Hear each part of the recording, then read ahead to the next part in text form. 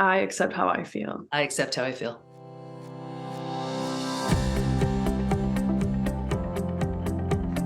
Welcome to From Betrayal to Breakthrough. I'm Dr. Debbie Silber, and today's guest is Klara Sedlacek. Klara empowers stressed and overwhelmed moms to transform tension into connection.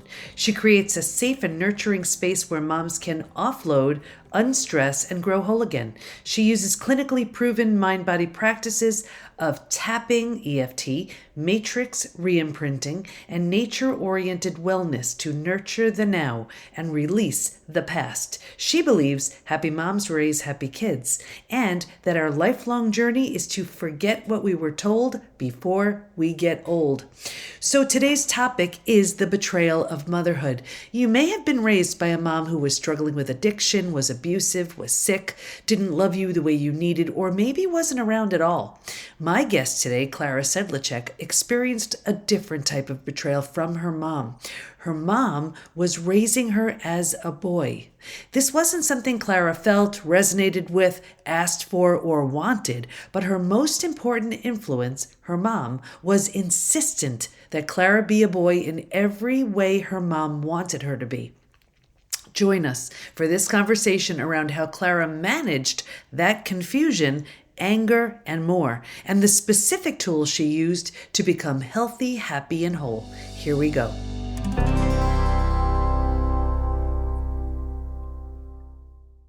Okay, everybody, we are with Klara Sedlacek, and we are talking about the betrayal of motherhood. And I have to tell you, before I hit record, we just briefly spoke about Klara's background, and it's, if you think you're alone in your betrayals or where all of this can start from, you're not, and you will know, you'll hear firsthand from her. So welcome, Klara. Hi, Debbie. Thank you so much for having me. Yes, absolutely. So, you started saying before, I didn't want to lose anything. I wanted to share it with our audience. So, betrayal is one of those things that I just define it as the breaking of a spoken or unspoken rule. And we all have them, and the more we trust someone and the more we depend on them, the deeper the betrayal. And I always use the example of when we're a child and we completely depend on our parent, and then the parent does something painful, that's significant, and there's a lot more to clean up there than, let's say, when your best friend shares your secret. Still a betrayal, different level of magnitude. And we started talking about some things that you grew up with. Can you share some of that? Sure. So, when I think of betrayal, I think initially the crux of betrayal for humanity is that childhood is pretty rough in general. As you talk about these pains that kind of add up and they accumulate to your future, triggers and things that you deal with, especially in motherhood, all those things are just, I call that, it's at the one unhealed thing. And that's all your betrayals or your pains or your disconnections from your caregivers, from the one person that you depended on. And it goes generation and generation back. And I think that betrayal is like caused by nature because life is hard. And in my family, there was a trauma from war. And subsequently, it carried from mother to mother. And the needs of my grandmother for safety and peace were transferred to my mother, who then, was totally disconnected from herself. And then she transferred that disconnection to me. And she thought that everything would be better if she had a boy. In the Greek community, it would be the preferred gender. Also, she was enamored with sports, and she, in her immature emotional world, this was like a solution to her pain, that she will have a athlete, a soccer player who will go to the Olympics, and just her life depended on this situation. So when the girl was born, she didn't want me. The doctor was like, what do you want me to do now? Like, do you want her, back in, or what's your solution to this?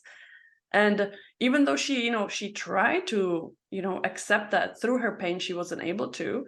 And then as her coping mechanism was to start kind of raising me as a boy, unbeknownst to her, but, calling me Michael when I was being good. So as a reward, I was being called a different gender and a different name because she wanted a Michael.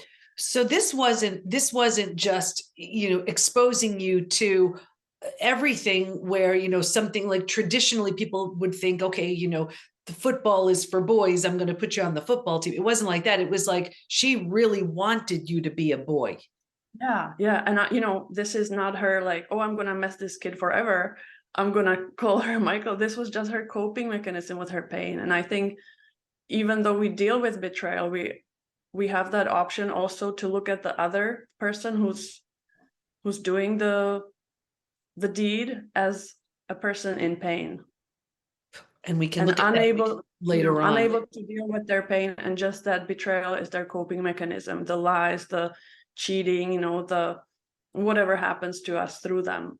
It doesn't mean that we are going in and hug them, it's still understanding, but keep a distance. Yeah. So what did you make of that? Like, here you were a little kid, and you have one name, Klara, right? And then you're being called Michael. Like, I imagine it was very confusing.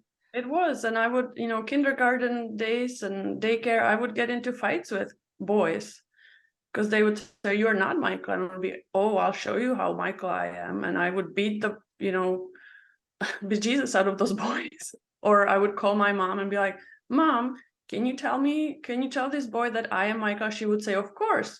And she would even like feed it and tell the, my boys in the daycare that, yeah, I do call her Michael, and come here, Michael, let's put on your shoes. So she even poured oil into the fire. So I was a perfect tomboy. I would say I only hung out with boys. I only wore boys' clothing. And for a long time, until like grade 6 or 7, I think puberty hit, and then it was the first time that I put on a dress when I fell in love with a boy, and I was 14, I think, or 13. So the hormones kind of took me out of that funk. Yeah. But I believe, I don't want to, be controversial, but if I could at the moment and take those hormones and go under the, gender treatment and stop the puberty and everything, I think I would at the moment, because I truly believed I'm, in the boy's body. Like it was. Yeah, that's so interesting. So now you're raised to believe that you're a boy. So when you started displaying signs of being a girl, then the confusion, I guess it's a very different scenario from someone feeling like, well, this is the body I'm seeing and I don't belong in it. Well, on some level, that's what you're feeling because of all the conditioning that you received. Debbie, these are really, great and prodding questions you are asking. And, thanks for bringing me there, because I think if I was supported through being a boy, and then the biological change starts happening, and I was connected to my mom, things would probably be different. But mom even used this transformation as a way to shame me that, you're not behaving well. That's why your breasts are growing, or that's why you got period. And I think for a lot of the listeners, this will resonate when our moms weren't ready for us to be women, to grow up, to take our role in the world. I would say they wouldn't really prep us for the change, for the first periods and everything. So for me, it was almost like a Carrie style scenario. Yeah.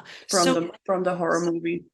Right. So did you have any support or anyone you could speak with? Like, I imagine if you only had your mom telling you these things, and then you're at school and you see things are different, the intense confusion, you need to to sort of, clear that up with someone? Was there anyone you spoke with or that you could share this with? No, I think it all compounded all these feelings of confusion and being a bad person, because you're like, I am a girl, people treat me as a girl, but I behave as a boy. I'm very, misbehaving, that ADHD style boy that you would think of, but I'm a girl, so nobody really accepts that at that time. So it was incredibly hard to fit in, to find my role. So it always turned to that clown of class, but that sad clown that so often happens, that people have to get into that role to cope with their pain. Right.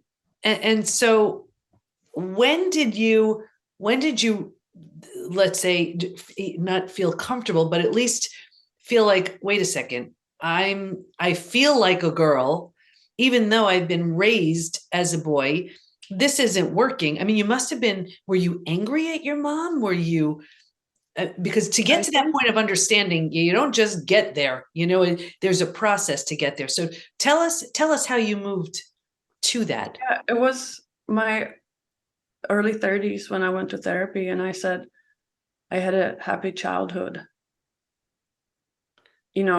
and to me, that's a learning point of how the body and your mind can protect you from your own pain. Yeah. That even when you look backwards, you think it was all pink and purple. And then all the negative things that happen to you are just almost safely stored, almost. But your depression, anxiety, reactivity gives, those are the clues that you could follow to find your pain. But our society still doesn't really work that way. We are more like, okay, get better, be a better person. Try to self development, like be a better person. But this is about be a healed person. Yeah. Give yourself the gentle space you need to heal. And that's a lot to heal from. So walk us through the process of what were there stages you went through to, or things you did to move from that space of like just total confusion to this place of clarity? I think probably stages that you could describe in your, betrayal process of, like puzzled confusion to raging anger and smashing photographs of my family in my room and being like, what the, and ... expletives. So there were stages, but then as I kept going into therapy, I was like, okay, all right, now I know, great. What do I do next? Like, it's still very painful. I'm not able to really clear most of the stuff. Like, because of my mom had her background and all of the trauma in our family, of course, this was like a minor thing. Like there were there were more painful items on my list. So I couldn't really, go there, and it was holding me back. So I think through that awareness of, oh my goodness, that's a lot of stuff to deal with, I just kept looking for more that could help me. And that's how I find the tapping, the EFT. But it was a blessing in disguise that I just kept looking.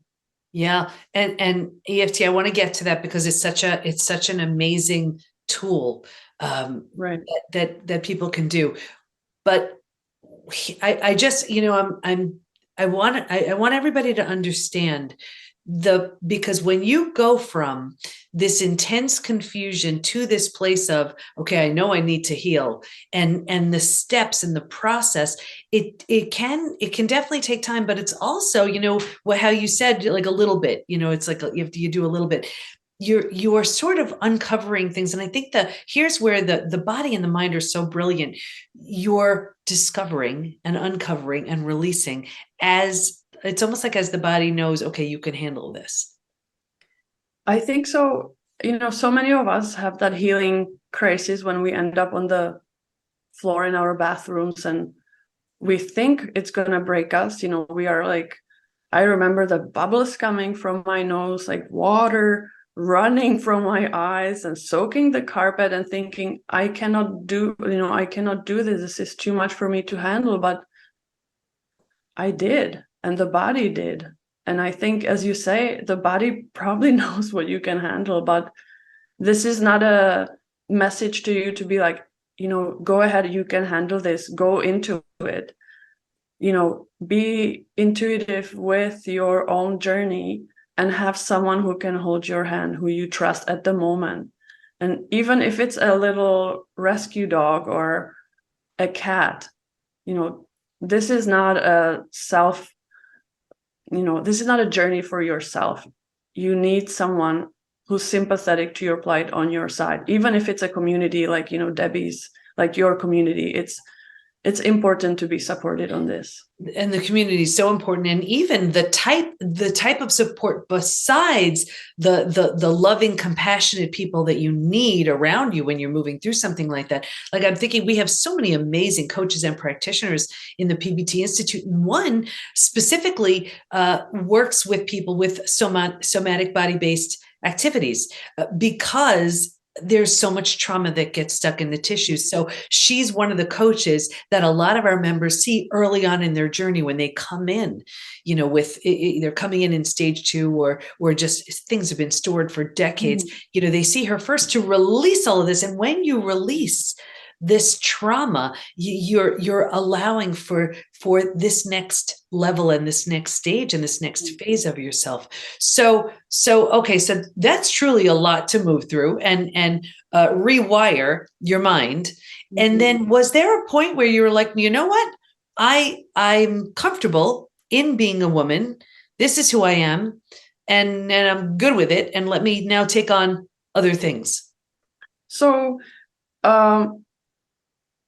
motherhood, everybody's kind of like, when are you having kids? I'm 31-ish at the moment, and people were, inquiring. And to me, it was just an impossible feat. Like, I can be a great aunt, and I've been always amazing with children. I worked as a snowboard instructor, all those kiddie jobs that I was really good at, but I could never think I'm good at it. It was just natural, but I thought like I'm horrible and I would be the worst mother ever. Like, this cannot happen. So I was delaying my decision to even go into, an intention of being a mother, because getting pregnant, to me, that was betraying my mother. Wow. So betrayal. Yeah. I would be betraying my body and my mother by fully completing the journey as a woman. So what'd you do? Well, for a little bit, I sat on it, and then I kept tapping and working with, my support groups and my coaches. And I had a really supportive partner who was holding my hand through it, my husband. And at 33-ish, I was like, okay, let's do it. And when you decide you want it, your body's like, it's not going to happen for you. So, and I'm curious if any of my upbringing had anything to do with this. You never know. The doctor said eventually it was genetic, but, so I kind of let it be. I said, you know what, it's probably not supposed to happen. That's the way life has it for me. And I was okay with it until like I was 37, when truly I started to feel like, look, I don't feel happy without a child. Like, I feel like this would really complete me, but I couldn't really pass through some blocks. So I decided that I'm just gonna do anything possibly in the world to bring a child with my husband into this world. So I started going to acupuncture and everything, and things came up for me about being a woman and the ability to do this. So I started also, I got back to talking with a coach, and I was telling her, like, I don't know if I'm a male or a female, and it's really confusing to me. So this confusion kept showing up in my life. And then my acupuncturist, she's such a brilliant lady. She said, you know, I have all kinds of people coming to me who want to have children. It doesn't have to be either or. And then I realized that, oh, wait, maybe I don't have to be a woman, think that I am a woman, but maybe I can just be me. And since then, I really stopped, you know, dealing with it. If I'm a this or that, I'm me. So for me, the gender fluidity, or how you call it, doesn't have to be defined, and I'm okay with it right now. So that's where you are now. So there's no definite. You're just you. I mean, isn't that? I mean, that's wonderful. You're just you. Yeah, I'm you. And, you know, we, through IVF and the whole journey, we were able to conceive. And now we have an amazing child who sees me perfect through her wonderful eyes. And she does not care what I, you know, if I'm this or that. For her, I'm this container of love. And that's what matters. And has that, there's nothing better than to show you who you are than to have kids and they're looking at you like, what are you going to do now, mom? Has that changed how you look at motherhood? You mean being having a child? I look at motherhood as a safety hood, as a bod, you know, as I am providing the safety for my child. But I don't look at it with my husband, but I'm not looking at it from like a gender specific point of view. You know, motherhood for me is to keep us in a safe, loving spot. I don't know. Parenthood. So it's more like parenthood, just parent. Yeah, just parenthood. Got it. Okay. Oh, that's so interesting. And you know what I love about what you're sharing is there are so many people watching, listening, who may be confused as well, and for whatever the reason. Yeah. And the idea that, you know, sometimes you just don't have to make a decision. The decision is, it's just what is. It's just who you are, and maybe there's just some comfort in that. So I know you said that EFT tapping really helped you. Can you explain for the people who don't know what that is? And then you know, so tapping, previously called emotional freedom technique, it allows you to tune into your problem and kind of calm your amygdala, calm the brain, and tell the system that this issue is no longer a threat to you. Yeah. It also helps you to untangle convoluted feelings, emotions, and especially in parenting, where I, you know, help moms now, it's when you're feeling triggered, you usually show up with your anger, and then you the tapping helps you to neutralize that and also go under that anger. So for example, kids not listening, it always comes to you, oh, not always, but usually when we go to the root of that problem, it's not being listened to when you were a child, feeling you don't matter. So it's kind of helping you to connect all the dots with the help of your body, because it's body-mind tool. So it's using all the clues from your brain and from your body to kind of override your subconscious, which usually is the thing that puts a stop on your healing or on your journey, which is like, oh, no, don't go there, or you're going too fast. Wait, I can deal with it. So it's kind of additional driver to your healing, and it helps you to safely go where you need to go. And what did you notice tapping did for you? How did it change your perspective or help you in some way? So I went on my first workshop, and, you know, I knew tapping, but I never worked with a coach, so I didn't know how it could be. And I went in with the trainer's like, oh, anybody wants to work on something? And I was like, sure. And it started as a small thing, but it kind of turned to like my big trauma. And within 45 minutes, I was able to tell the story without crying, which before I could not even touch the story. And until now, 10 years later, I am neutral about the story. And if I would tell you the story, most of the people would cry listening to the story. So, it's not like a small pain. It's a big thing. But for me now, it's a story.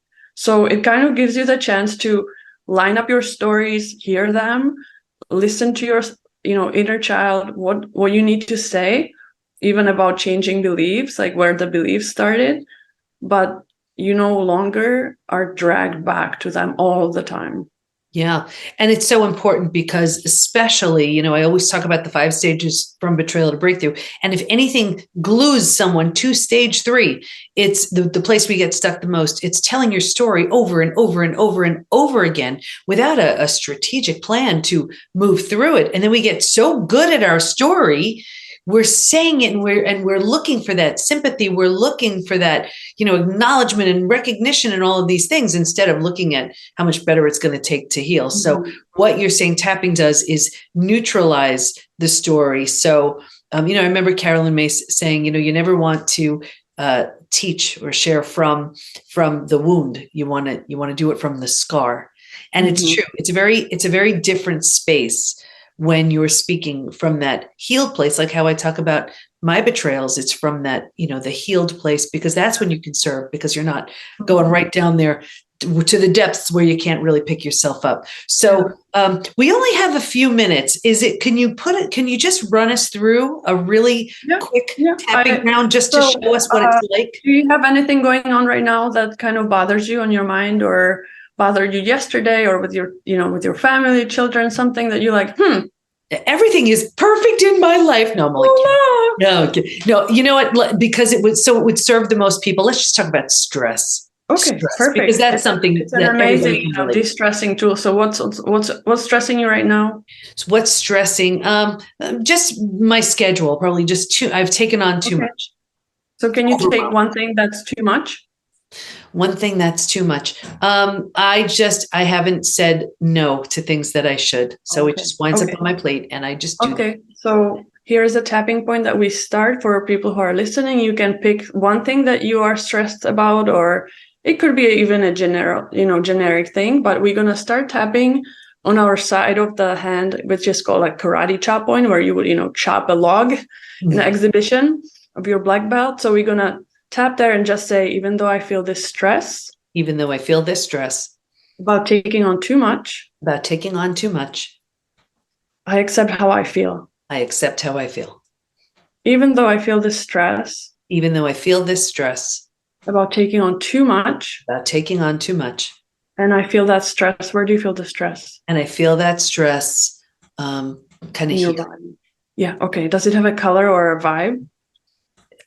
So I'm feeling it in my sort of throat area, and it's sort of gray. Okay. This gray stress in my throat? Yes. Okay, perfect. I accept how I feel. I accept how I feel. Okay, inside of the eyes, this stress. This stress. Tapping outside of the eyes, this stress from taking on too much. This stress from taking on too much. Under eyes, this stress from not able to say no. This stress from not being able to say no. This gray stress under nose. This gray stress.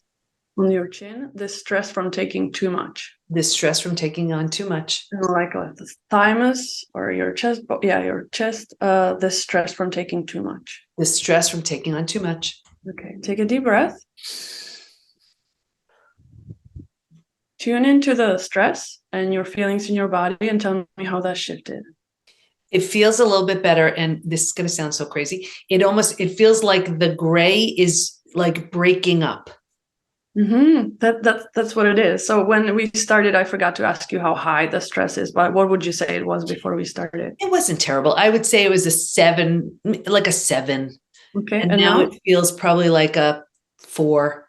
Okay. So this remaining stress. Things are breaking up now. In my chest. Are you getting a little clarity? Yeah, I'm just already thinking of all the things I'm going to say no to. Okay, perfect. This new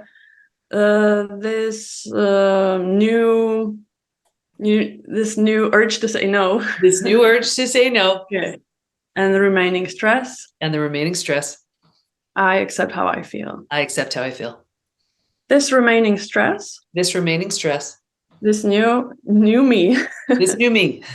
This remaining stress from being overwhelmed. This remaining stress from taking too much. This new clarity. On your chest. This new clarity. This new clarity. in front of the eyes, from saying no. From saying no. And I'm saying no too. And now we're gonna tap and you say what you're saying no to. I'm saying no to all of these extra things people want me to do that just that aren't necessary, that aren't important, that I just don't need to do right now. Under your eyes, under nose, and on your chin. Just think about those items, and we're gonna finish here on your chest again. Mm-hmm. Take a deep breath. What is the message of your stress now? What have you learned during this quick tapping? You know what I learned? I learned that I can't be too quick to say yes. I have to think about it instead of my initial response jumping in. And I'm sure my listeners and viewers, you're doing the same thing. I'm not alone in this one. We need to take some time when someone says, "Hey, can you do this?" Or "How about this?" Let me get back to you. Let me think about it. Let me let you know. And it'll give me, by saying those things, it'll give me time to really assess, is it a good yes for me or no? I think you just showed your listeners like a great way to start triaging our life and priorities. But also with the tapping, what we would want to do is we would go deeper and we would start looking at it. Okay, well, when did you feel this kind of, we would get to the first moment, and obviously we would get to a point when you felt like you had to, please, or, your caregiver, your parents probably, this is just wildly guessing, but then we can go into the meet little Debbie and help her in the situation where all of us kind of started narrating our stories of being people pleasers. And I feel like that's why we get sometimes carried on that betrayal journey, because it might be scary to say what you feel.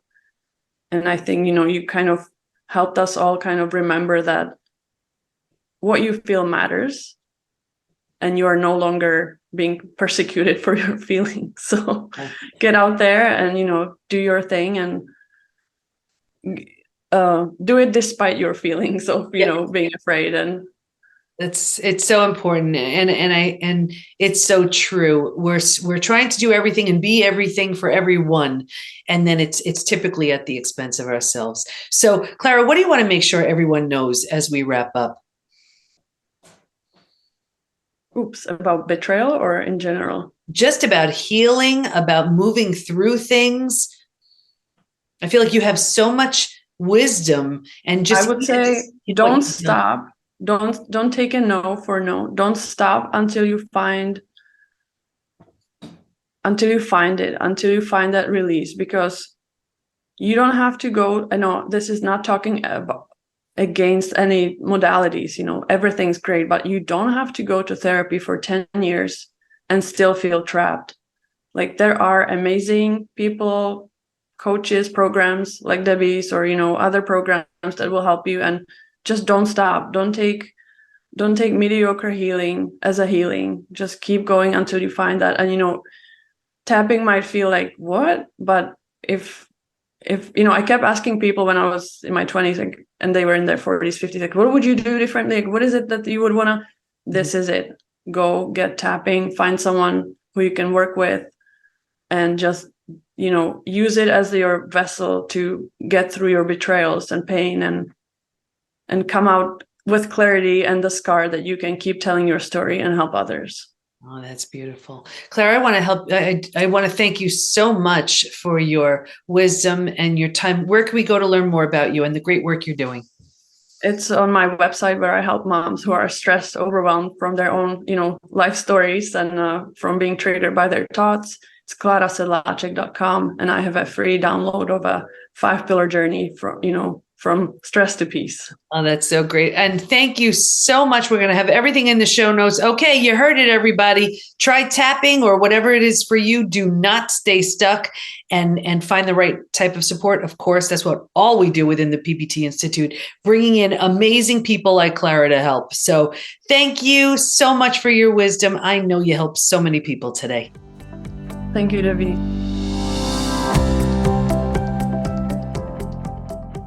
It's hard to imagine the confusion Klara must have felt along with the anger at her mom, but you can hear the healing in who she is now. Stay in touch with Klara by going to klarasedlacek.com, and we'll have all of her information in the show notes at thepbtinstitute.com/podcast. Here's my biggest takeaway.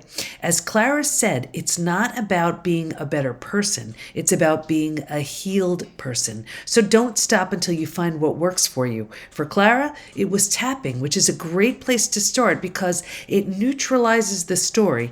And when the emotions are neutralized, you can start to move through it. Of course, I have just the place to help you do all of that. Join us at the PBT, as in post-betrayal transformation, thepbtinstitute.com, and get started with our new Reclaim program. In a 90-day experience, you get to work privately with our coaches, attend live classes, ask me your questions in our group sessions, and be in the most loving and supportive place to transform. In 90 days, you'll be moving through the 5 stages from betrayal to breakthrough, so you look, feel, and live better. So don't wait. You deserve to heal. Thanks for listening. Can't wait to be with you next time. And here's to your breakthrough.